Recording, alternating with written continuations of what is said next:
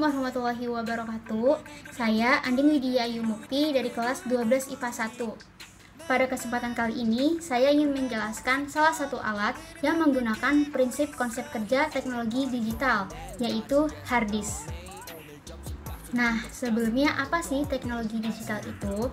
Teknologi digital merupakan teknologi yang sistem operasinya dilakukan secara otomatis atau dengan menggunakan sistem komputerisasi. Teknologi digital baru muncul pada akhir dekade tahun 70-an yang menandakan adanya sebuah revolusi teknologi.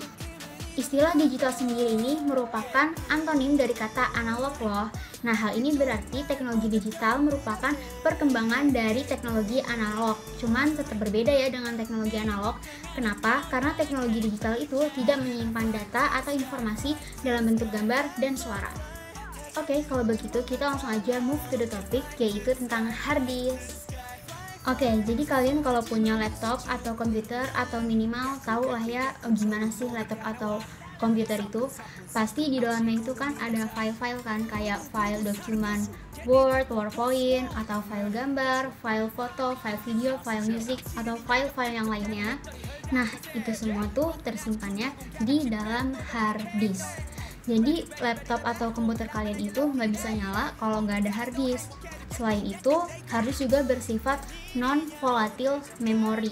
Artinya, walaupun laptop atau komputer kalian dimatiin, data-data yang tersimpan itu nggak akan hilang. Jadi intinya hard disk itu adalah media penyimpanan dalam laptop atau komputer. Sekarang saya akan membahas komponen-komponen penting beserta fungsinya yang ada di dalam hard disk. Yang pertama ada platter. Sesuai dengan namanya, yaitu platter atau plate kalau dalam bahasa Indonesia itu artinya piring. Nah, jadi platter ini tuh berbentuk piringan tipis yang berbahan keras. Dia juga memiliki lapisan magnet. Nah, fungsi platter ini tuh sangat vital di dalam hard disk. Kenapa? Karena sebenarnya platter inilah yang menyimpan data-data kita di dalam komputer. Jadi kalau misalkan platter ini sampai rusak, ya udah data kita itu akan hilang atau rusak. Selanjutnya adalah spindle. Spindle ini berfungsi untuk mengatur putaran pada platter dengan kecepatan yang sangat tinggi.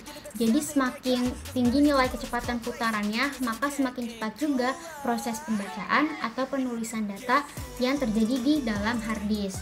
Pada umumnya, hard disk ini memiliki kecepatan 5400 atau bahkan 7400 RPM.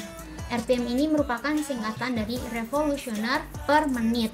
Jadi, dalam 1 menit, spindle ini tuh bisa berputar 5400 sampai 7400 kali. Bayangin ya, itu cepat banget. Cuman sekarang ini udah ada beberapa merek hard disk yang memiliki kecepatan 10.000 sampai 15.000 RPM. Wah, itu cepet banget sih.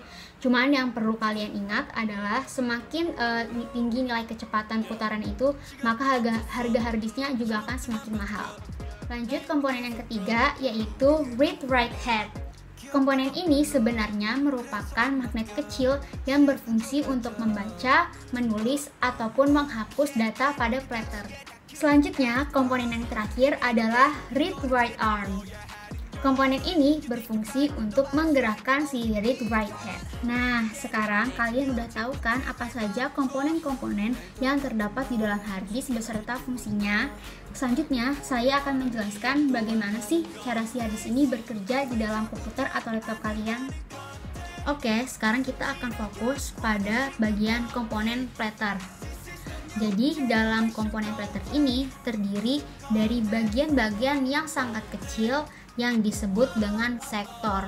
Jadi, dalam satu platter ini tuh bisa terdiri dari miliaran sektor. Nah, sektor inilah yang menyimpan data-data yang kita simpan di dalam komputer atau laptop.